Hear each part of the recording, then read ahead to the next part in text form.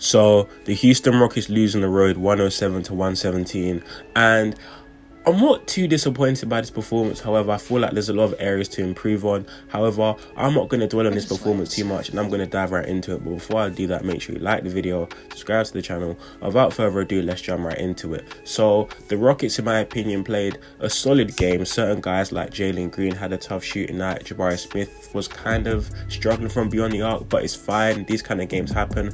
However, like I said, there are main positives which I can take out of this game, extract, and expect them to carry over into future games. But like I said in every single Rockets video, I'm going to focus on two things before I get into anything else: the rebounding and the free throw percentage. Now let's start off with the rebounding. So the Rockets did out rebound the Atlanta Hawks by a lot, and I believe they had a total of 54 rebounds compared to the Hawks' 38, and that's thanks to the rebounding spread kind of being spread out. It was not a thing where Bruno Fernando had like 15 rebounds. No, the rebounding was kind of spread out, with I believe Bruno having 9, Jabari having 7, Jalen Green chipping in with 5, KJ chipping in with 5, Sengun having 9, Tari Eason having 7 off the bench, and I'm going to get into Tari in a minute. But I feel like the rebounding is just being taken more seriously, and as a collective they're really chipping in on the glass and just not letting the Hawks have that many second chance opportunities on the offensive side of the ball.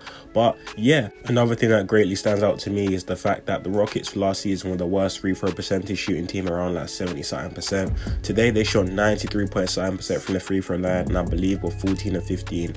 That's brilliant, because this team could not hit a free throw to save their life last season, mainly because of people like Christian Wood, but he's gone now, so that's the past. But I'm very happy to see that they converted on their foul shots. Another topic of debate was the refs seemed to be very tight on their whistle. There was a few times Jalen drived and I thought he definitely got fouled, but the refs weren't really blowing the whistle that much, and that's really why I'm not too concerned about Jalen's performances, because psychologically that can mess with your game. If you feel like you're getting fouled, you're not getting the calls, and it can really frustrate you. But I definitely feel like as a whole that's not something to be concerned about. And one thing I will zoom in on is the fact that they're knocking down their free throws, because on another night these 15 could have easily been 26, 28, and if they can keep converting their free throws at a high rate, they're definitely going to win more ball games. A thing I definitely like to touch on though is the careless turnovers. I feel like that really shot the Rockets in the foot, because a lot of their turnovers then led to an Atlanta Hawks breakaway or an Atlanta Hawks easy layup or whatever, and I feel like you need to cut that out completely, because careless turnovers can actually swing the chain of the game and how the flow of the game is going, so you should really try and cut them down.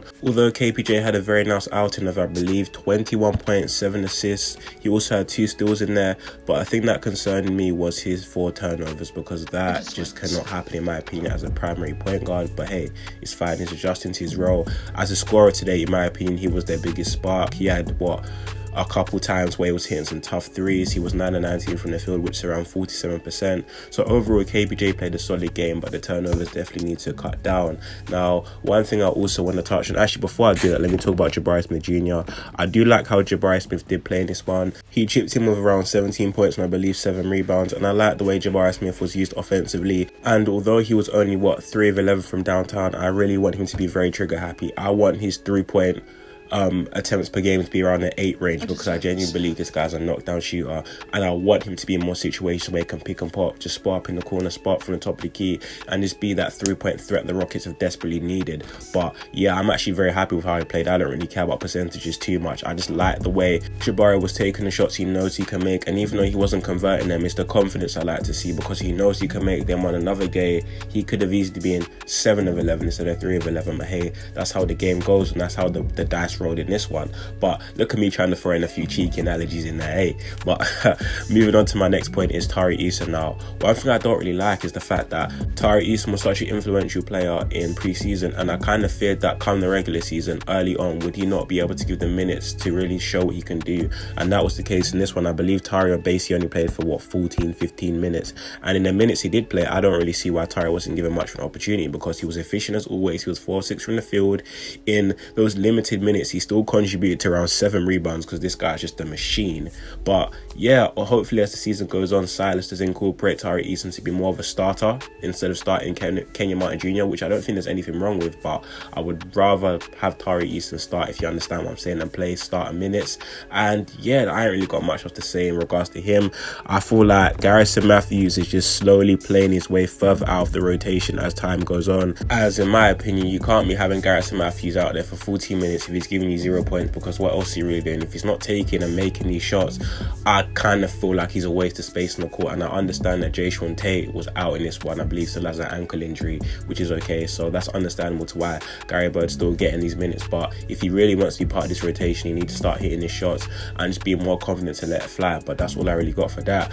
And another thing I didn't like is the scoring drought at the end. Like, what's the meaning of that? How can you end the game the last 7 minutes and you can't make a field goal? Now, I understand that it sometimes happens, but the offense just ran really stale and they couldn't seem to get anything going. It was just one of those games, and I feel like on another night, those 7 minutes could have gone a completely different direction, which could have led the game from being a 10-point loss to a 10-point win. You feel what I'm trying to say? But like I said, these things happen.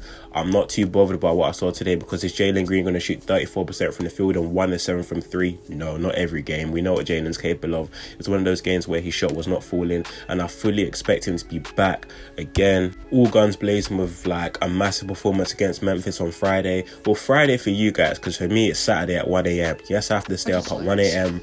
and the game runs until 4 a.m. so I have to stay up and watch these games, hence why I can't release these videos right after and have school the next day. So yeah, it's kind of hectic for me to get these videos done, but hey, I'll do anything to watch Rockets games. But cool, I mean, that's all I really got for this video. Let me know what you guys feel about this performance in the comment section down below. I'm not too worried by it. If anything, I'm kind of happy with what I saw.